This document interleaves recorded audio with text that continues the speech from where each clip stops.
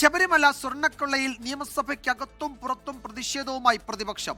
ദേവസ്വം മന്ത്രിയുടെ രാജി ആവശ്യപ്പെട്ട് 2 പ്രതിപക്ഷ അംഗങ്ങൾ നിയമസഭാ കവാടത്തിൽ അനിശ്ചിതകാല സത്യാഗ്രഹ സമരം തുടങ്ങി. KPCCയുടെ നേതൃത്വത്തിൽ സെക്രട്ടേറിയറ്റിലേക്ക് പ്രതിഷേധ മാർച്ചും ജില്ലാ കേന്ദ്രങ്ങളിൽ പ്രതിഷേധ ധർണയും നടത്തി.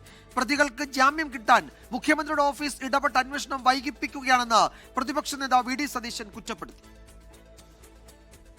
നിയമസഭ ആരംഭിച്ചപ്പോൾ തന്നെ ശബരിമല സ്വർണ്ണക്കൊള്ളയിൽ പ്രതിഷേധവുമായി പ്രതിപക്ഷം. ശബരിമല സ്വർണ്ണക്കൊള്ളയുമായി ബന്ധപ്പെട്ട് ബഹുമാനപ്പെട്ട ദേവസ്വം മന്ത്രി രാജിവെക്കണം എന്ന് ആവശ്യപ്പെട്ടുകൊണ്ടും മുഖ്യമന്ത്രിയുടെ ഓഫീസിന്റെ സമ്മർദ്ദം SITയുടെ മേലെ ഉണ്ടാകരുതെന്നും ആവശ്യപ്പെട്ടുകൊണ്ടുള്ള സമരത്തിലാണ്.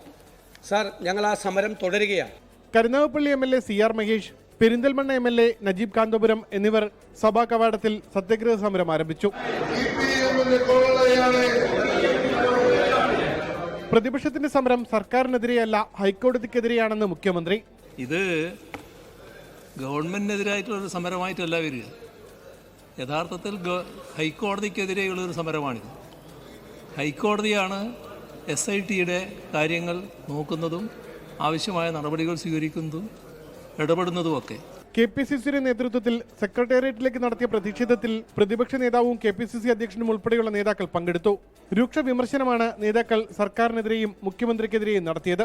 ജയിൽ കിടക്കുന്ന പത്മകുമാറിനെയും വാസുവിനെയും പിണറായി വിജയനും MV ഗോവിന്ദനും മാർക്സിസ്റ്റ് പാർട്ടിയും സംരക്ഷിക്കുകയാണ്. കാരണം അവരുടെ പേരിൽ പാർട്ടി നടപടി സ്വീകരിച്ചാൽ ഈ സ്വർണം വിറ്റ കാശ് അതിലാരൊക്കെ പങ്കാളികളായി പങ്കുപറ്റിയെന്ന കാര്യം പത്മകുമാറും വാസുവും വെളിച്ചത്ത് പറയും.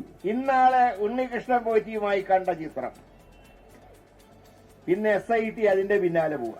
SITനെ ഏൽപ്പിച്ച എന്താ? സ്വർണ്ണക്കൊള്ള അന്വേഷിക്കാനാ പറഞ്ഞു, അല്ലാതെ ഉണ്ണികൃഷ്ണൻ പോറ്റിയുടെ കൂടെയുള്ളവരുടെ ഫോട്ടോന്റെ ചരിത്രം അന്വേഷിക്കാനല്ല. ജില്ലാ കേന്ദ്രങ്ങളിൽ കളക്ടറേറ്റിലേക്കായിരുന്നു കോൺഗ്രസിന്റെ പ്രതിഷേധ ധർണ.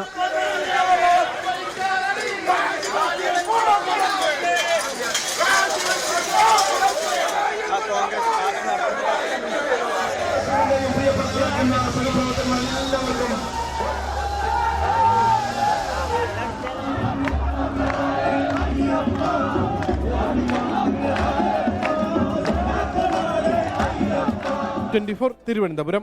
ലോകത്തെവിടെയായാലും ഏത് സമയത്തും 24 വാർത്തകളും ഓഗ്മെന്റഡ് റിയാലിറ്റി പാക്കേജുകളും എക്സ്പ്ലെയിനറുകളും വിശദമായി കാണാൻ ഞങ്ങളുടെ YouTube ചാനൽ നിങ്ങൾക്ക് സബ്സ്ക്രൈബ് ചെയ്യാം.